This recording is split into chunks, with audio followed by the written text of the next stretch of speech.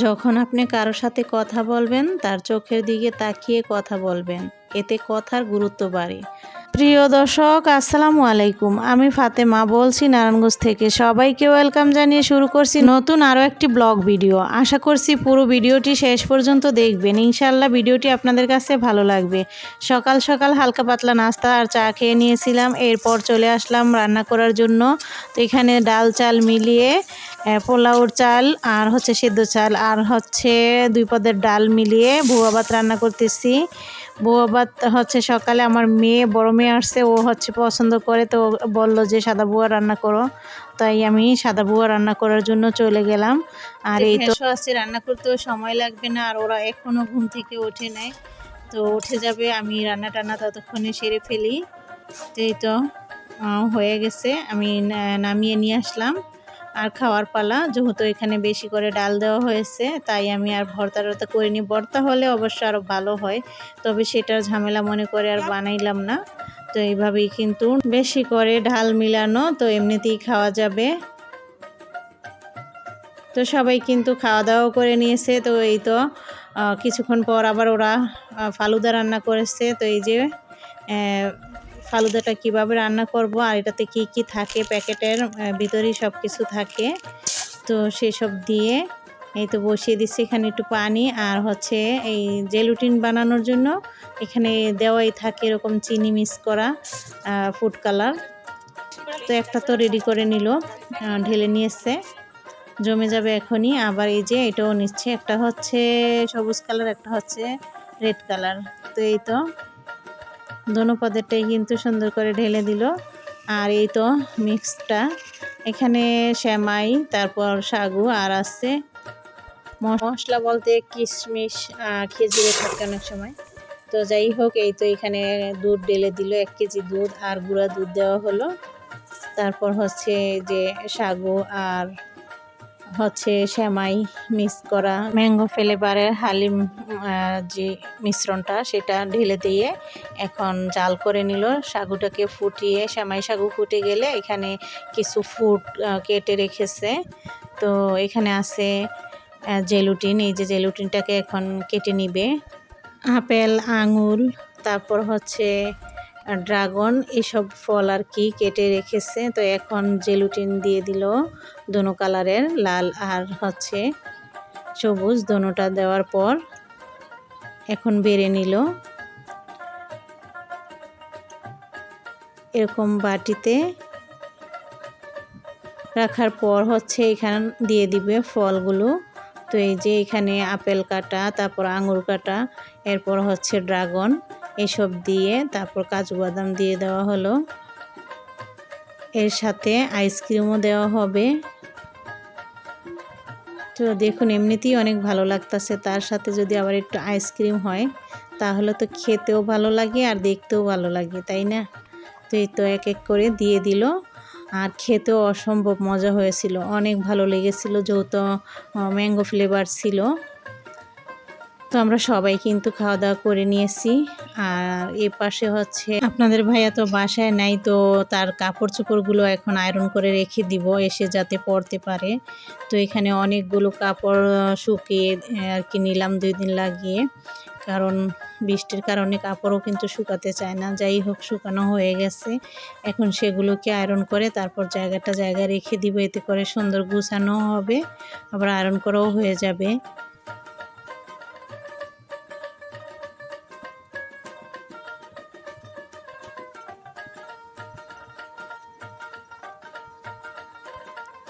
কাজগুলো করতে অবশ্য সময় লাগে, তারপরও কিন্তু ভালো, কারণ অন্যের কাছে দিয়ে আসলে 2-3 দিন তো ওইখানে থাকে লন্ড্রি দোকানে। তারপর প্রাইসও এখন বেশি নেই আগের তুলনায়। আগে 3 টাকা করে সেলাই 3 টাকা করে ডলতো, এরপর হচ্ছে এখন বাড়তে মানে 7 টাকা 8 টাকা এরকম করে বাড়তে এখন 10 টাকাতে পৌঁছেছে। আর তাছাড়া ভালো করে ডলেও না, আবার দিতেও সময় লাগে তাদের, তো এই জন্য নিজেরাই বাসায় করে ফেলি। এখানে আদা রসুন ব্লেন্ডার করার জন্য জগে আদা রসুন দিয়ে দিলাম। তারপর হচ্ছে কলিজা রান্না করব, এখানে পানি আর হচ্ছে কাটা কলিজা মানে ছোট ছোট পিস করে কেটে দিয়ে দিলাম। চুলাটা জ্বালিয়ে একদম বলক আসাবো না, অনেক রাগ গরম যখন হবে তখন কিন্তু বের হয়ে আসবে এই কলিজার ভিতরের রক্তগুলো।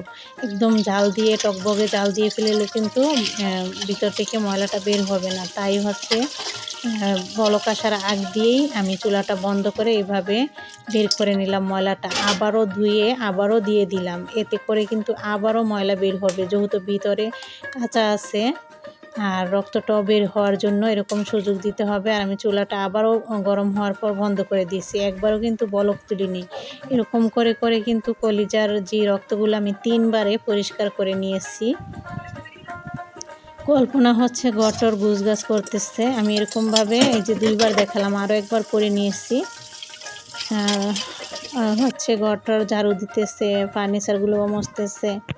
আমি হচ্ছে এই পাশে রান্নাও করতেছি, আবার ওকে যে একটু ভিডিও করলাম দেখি ও কী করে।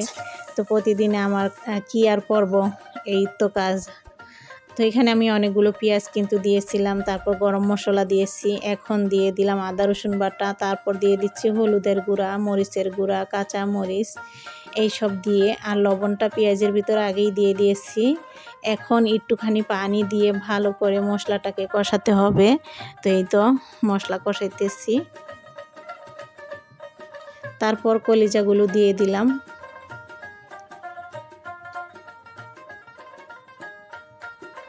এখন ঢাকনা দিয়ে ডেকে দিয়েছি একটু পরপর আর কি। আমি অফ ক্যামেরাতে সবটা তো আসলে শেয়ার করা যায় না, অফ ক্যামেরাতে বারবার নেড়ে দিই কিছুক্ষণ পরপর সময় হলে।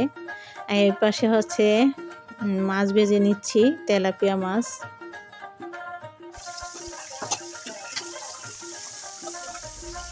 আজকে হচ্ছে মাছ রান্না আর হচ্ছে কলিজা রান্না, এই দিয়ে দুপুরকার খাওয়া হবে। আমি ভালো করে কষানোর পর জলের পানি দিয়ে দিলাম। আর এই পাশে মাছগুলো ভাজা হয়ে গেছে। ওই যে বললাম, আগুন থাকলে কিন্তু কোনো সময় লাগে না, তাড়াতাড়ি করে সব কিছু হয়ে যায়। আর রান্না করতে অনেক ভালো লাগে, কারণ আমাদের রান্নাবান্নাই কিন্তু মেয়েদের করতে হয়। আর যদি আগুন থাকে তাহলে সময়ও লাগে না আর খারাপও লাগে না। আর যদি যখন দেখা যায় গ্যাস থাকে না, তখন কিন্তু রাঁধতে রাঁধতে অনেক বোরিং লাগে। তো এই তো আমি মাছের তরকারিটা বসিয়ে দিব, এই জন্য এখানে দিলাম তেল, তারপর পেঁয়াজ কুচি, এরপর হলুদ মরিচের গুঁড়া দিয়ে, তারপর কাঁচামরিচও দিলাম, লবণ দিয়েছি, ভালো করে কষিয়েও নিয়েছি। এরপর দিয়ে দিলাম মাছগুলো আর জলের পানি। মাছটা অবশ্য পরে দিলেও চলে, আমি আগেই দিয়ে দিয়েছি। এরপর হচ্ছে কল্পনা তো কাপড় চোপড় ধুইলো, সেগুলো আবার আমি এখানে ওকে দিয়ে রোদও দেওয়া হয়েছে, আবার আমি নিজেও দিয়ে দিয়েছি অফ ক্যামেরাতে, কারণ ও সুন্দর করে গুছিয়ে মেলতে পারে নাই, অল্পতেই কিন্তু ভরে ফেলছে। তো আমার তো এখানে কয়টা কাপড়ই মেলতে হবে, কেয়ার করার জায়গা করে করে মেলে দিয়েছি। তো এই যে মাছের তরকারিতে ধনিয়া পাতা দিয়ে দিলাম, জিরা গুঁড়া এসব দিয়ে নেড়ে নিচ্ছি। আবার কলিজা ভুনাতেও দিয়ে দিচ্ছি জিরা গুঁড়াটা দিয়ে, ঢাকনা দিয়ে ডেকে রান্না করতে থাকবো। আর এই তো আমি এখানে কিন্তু অনেকটা একটু ভুড়িয়ে মানে ভারী করে দিয়ে দিয়ে জায়গা করে নিয়েছি, কি আর করার আছে, ছাদে যাওয়া সম্ভব না, আর এখন কিন্তু বৃষ্টিও আসে। তো এই তো আমার রান্নাবান্নাও হয়ে গেল, ভাতটাও ঢেলে নিয়ে আসছি। আর সকালের কিছুটা বউ এখানে থেকে গেছে। তো কল্পনা এখন ঘর মুছতেছে, ঘর মুছেও চলে গেছে, আমরাও নামাজ পড়ে নিয়েছি, এখন খাওয়ার জন্য বসে পড়েছি।